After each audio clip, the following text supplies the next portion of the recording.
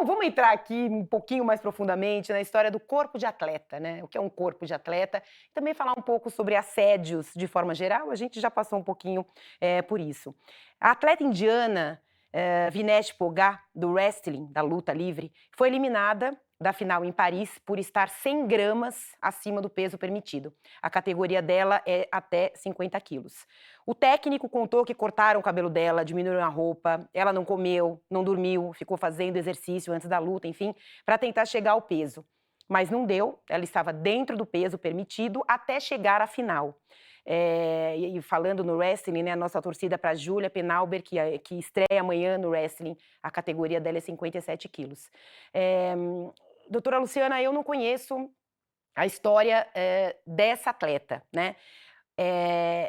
Mas eu fico pensando o que pode ter feito essa moça que estava indo para uma final e tomando todos os cuidados, obviamente, é uma atleta olímpica, ela estava indo disputar o ouro, subir esses 100 gramas, né? O que pode acontecer, inclusive pensando nas particularidades de um corpo feminino e toda enfim, né, os hormônios ali estressantes impedindo esses 100 gramas de ir embora.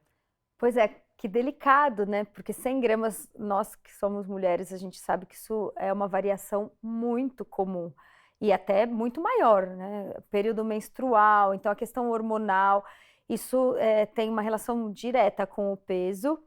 E eu não tenho dúvida que eles devem ter realmente tentado dar uma segurada na hidratação dela e até na alimentação, porque, pelo visto, eles já estavam prevendo esse limite. Mas, ao mesmo tempo, esse corte de peso nos esportes de luta é bem preciso, né?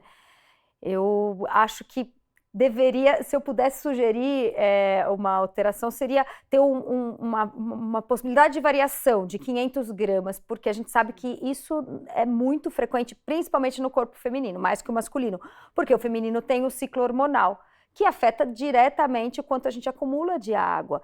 E a gente sabe também que a gente não pode usar diurético. Diurético é doping em qualquer modalidade olímpica. Então, a gente não pode usar nada para contornar essa questão do edema, que é algo que acontece no ciclo menstrual feminino.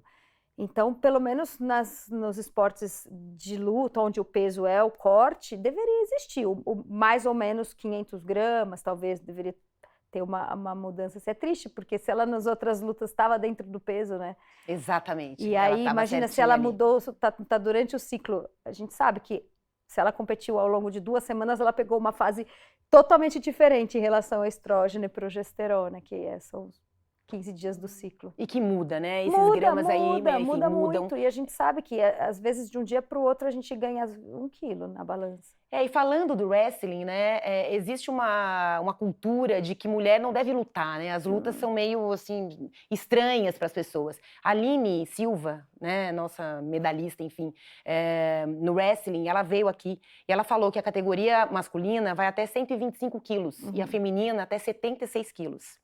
E ela falou que ela sofreu muito para estar nos 76 quilos ali. Ela tem uma ONG, ela trabalha com meninas que querem ser atletas e que têm 1,90 m e que não vão ter 76 quilos e que não podem competir por causa disso.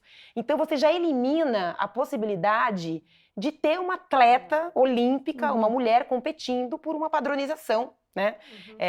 E pensando nisso, eu queria voltar para você.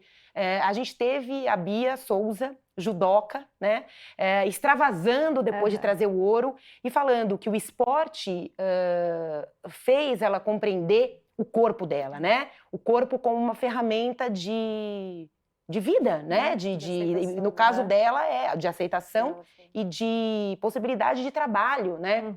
O que é um corpo? O que é o corpo pra gente? O que é o corpo pra mulher, pra você? E depois eu estendo pra vocês. Pois é, essas Olimpíadas também mostraram isso, que o corpo pode ser muito diverso. E, na verdade, a excelência está relacionada à modalidade. Então, para uma atleta da ginástica, o fato dela ter uma baixa estatura, muitas vezes ajuda, é um biotipo que favorece. E, no caso da judoca, dentro da categoria de peso dela, o fato dela ser grande só favorece.